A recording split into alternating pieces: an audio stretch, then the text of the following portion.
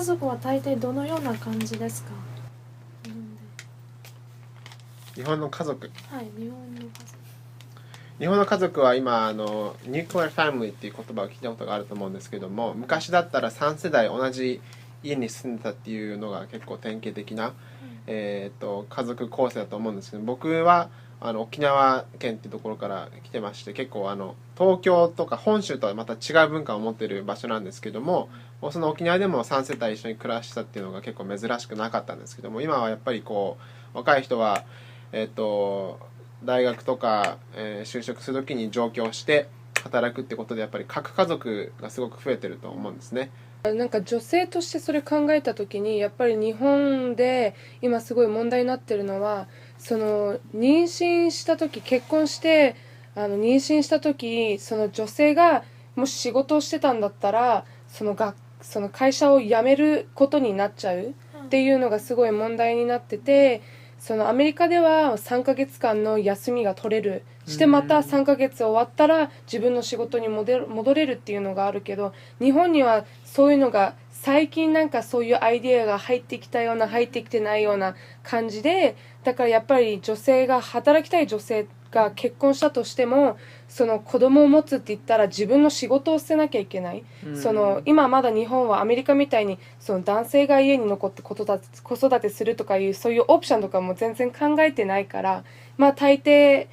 ほとんどの女性が仕事を辞めて子育てに専念するっていう、その文化があるから、そういうのもすごい問題っていうのは聞いてる、だから結婚する年も遅くなるし、赤ちゃんが欲しい家族を作りたいっていうのもすっごい遅くなってくる。だからそれもすごい出てくると思う、問題に。子供の数が少なくなるのかな、産む年がそう高くなると、その女性が仕事を辞めたくない、そのせっかくランクアップしてるとか、もうせっかく10年も働いてたのに、5年とか働いてたのに、もう子供生まれちゃうから辞めなきゃいけない、で戻ってこれるって言ったら会社がそうしてくれるかわからない、はい、こんにちは。こんにちは。質問です。はい。日本の若い人たちは最近あまり結婚したがりません。それについてどう思いますか？私はあんまり良くないと思いますね。やっぱり結婚するのって人生の大きなポイントだし、女の人とかはそれをすごい楽しみにもしてるし、子供を持つためには結婚するのをちょっと早くしないとでしょ、そんな50歳で子供産めないから、だからで子供を産まないってことはどんどん人数が減ってっちゃう。人数が減ってったら日本人最終的にいなくなっちゃうじゃないですか。だから結婚しないのはすごい良くないと思いますね。私も賛成ですよね。私は別に結婚しなくてもいいと思います。なぜなら最近女性と男性が同じ立場で働けるようになったんで、女性にももっと働いてもらって、日本の経済を一緒に動かしていってほしいんで、別に結婚はそこまで大事じゃないと思います。じゃあそうして何かいい方法があると思いますか？この問題について解決方法、問題はアメリカじゃない、日本人の男の子。そう、女の子はなんか聞いたのは聞いたのは日本人の女の子が世界で一番モテて、日本人の男の子が世界で一番モテないらし